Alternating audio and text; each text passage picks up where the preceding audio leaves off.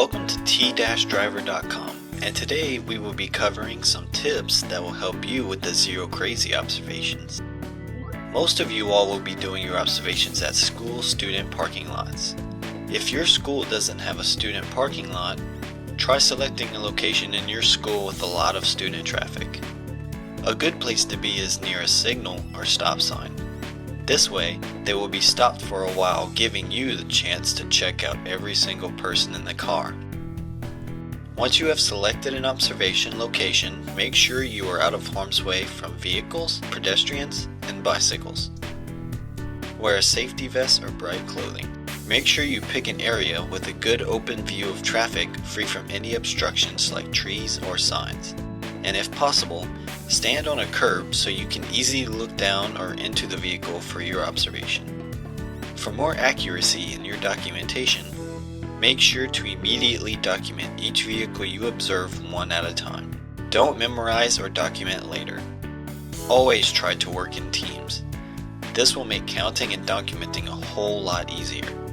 For each team, make sure there is one person observing and counting and another person documenting. If a driver asks what you were doing, just be courteous and say that you were doing a traffic survey. Don't get distracted from your task or cause a distraction to other drivers. Now, we will be covering some tips on taking seatbelt observations. During observations, make sure to always check the front, the side, and of course, the rear window to make sure that you always see the passengers inside. If you can't get all the information you need from this vehicle, don't guess. Just skip this car and move on to the next one. While doing observations, make sure to mark down when the driver and passenger are using their seatbelts correctly. A correctly worn seatbelt will have to go over the shoulders, across the chest, and across the hips. There are many ways to incorrectly use a seatbelt. Some of the most obvious ways is having it fastened under the arm, having it hooked on the arm, or behind the back.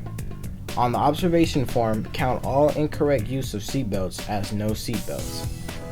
If you are a high school team, you will be documenting only vehicles in which a teen is driving and if the driver and passengers are not wearing their seatbelts. If you are a junior high, you will be documenting only vehicles that have teen passengers and if that passenger is or is not wearing their seatbelt.